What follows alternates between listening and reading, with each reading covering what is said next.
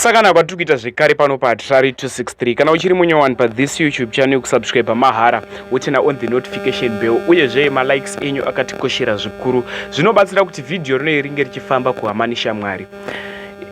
And kusubscribe rati mahara, malikes enyu akakosha.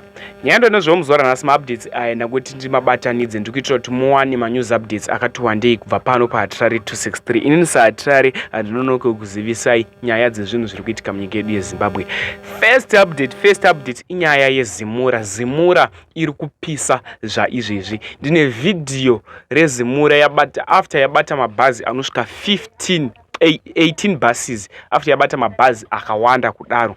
Ende payakabata mabhazi aya aibva kuSouth Africa ane zvizvarwa zvemuno muZimbabwe. Vamwe vachona ndo vainge vaenda kunohodha, asi vabata kudaro vakaenda kunohodha mapassengers anga ari mumabhazi, kutaura kunoku achiriwo akabatwawo nemagroceries avo aive mumabhazi imomo. Ane 3 days mabhazi aya akabatwa. So zvandichaita ndichakuisirai short clip video rachona munhu achitaura kuti pakaipa ende Zimura zvaizvezvi so iri kuvava muHarare haisi kutangika. Kubulawayo futi ndareceiva futi amwe macomments wabva watanga kuti Hatari kubulawayo kuri kupisa futi.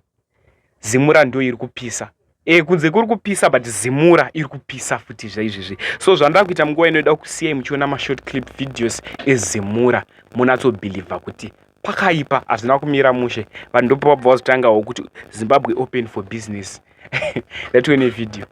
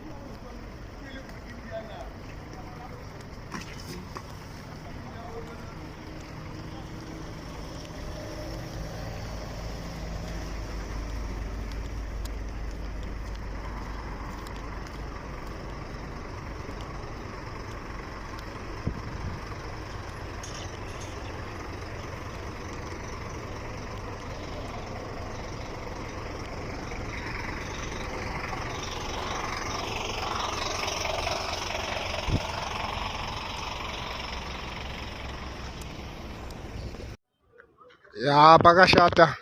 Mahwani Zimura iri kubata mabhazi esaya. Mabhazi akabatwa esaya, mamwe ari kupinda Zimura iyo. Zimura tiri paZimura storage izvezvi. Pambudzi roundabout paZimura storage mabhazi esaya about 18 buses. Vanhu vese ari pastorage. Vamwe ati mabhazi ati ane 3 days 4 days aripo. Mabhazi ari kusungwa aya tiripo paZimura. Zimura iri kutonga. I think mazvionera ini saHatari andirari muswanda muka ndichikuzivisai manews updates. Alright, next update inyaya yevanhu vaifukunyura makuva munyika ino yeZimbabwe. Ndonyaya makamirira vazhinji vacho. Vanhu ava vaifukunyura makuva ezvizvarwa zvemuZimbabwe. Pane mukomana iye anonzi Tinashe Chiguma, murume iye ane 32 years. Ndiye akatanga kubuditsa information after aitwa interview neH-Metro. Tinashe uyu paakabuda mumastreets esocial media aiti ari kunetswa nezvipoko zvevanhu vaifukunyura. Kunetswa kwaiitwa nezvipoko, airumwa muviri wake. Tinashe aitsanangura nyaya yake. Vaishanda ipo panonzi paMemorial Park iyo inonzi Rainham muHarare munomu, ndo pavaishanda, asi vaita mabasa erima. Vaiti munhu anenge abva kuvigwa uya vaibva vateera vonofukunyura, nekuti ivo vaishanda pakambani inoita zvekutengesa makomba evanhu vafi vachisvika vachivigwa. So murume uyu vanga varitori crew, varume ava vanga vari 4. Vaiti pai panenge pavigwa munhu vaibva vanofukunyura, votora chitunha chemunhu vobva vachicheka mapisi voisa musaga vonorasa kumadhemu, kurasa kupi nekupi vachinorasa. So zvisinei, basa ravo iri vakaritanga muna 2015 kusvika muna 2024 vachiita mabasa erima. Asi pavaita basa iri vaipiwa $15 kana $20 every gomba ravanenge vabuditsa chitunha chemunhu. Varidzi vezvitunha pavaizosvika vachida kutarisa hama yavo kana kuisa maruva paguva, vaiudzwa kunzi marasika hapasiripo.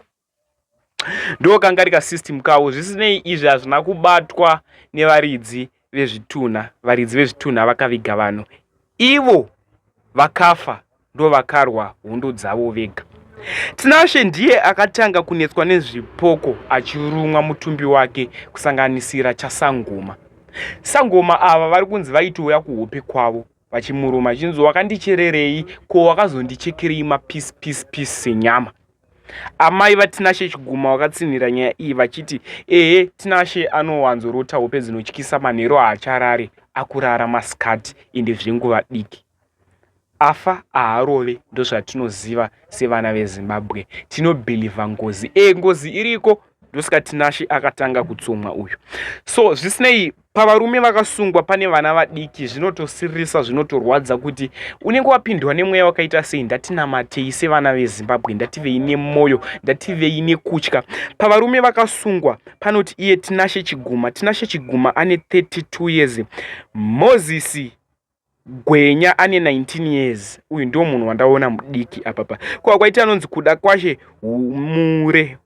humure ane 21 years.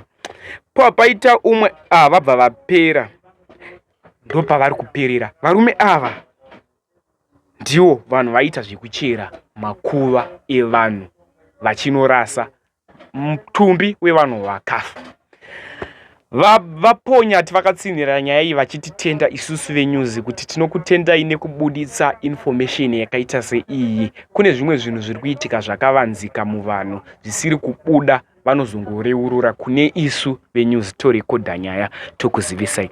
Zvinorwadza, zvinosiririsa, ndo zviri kuitika munyika yedu yeZimbabwe, ende vari kunzi vakachera magraves akati wandei kwavaishandira ikoko. Zvinorwadza, magraves avakachera ari kunzi anosvika 300 something. Ndo mutauro wavaita. Vakatokanganwa kuti mangani, but zviri kunzi vasvika 300 something kubva muna 2015 kusvika 2024. Much love.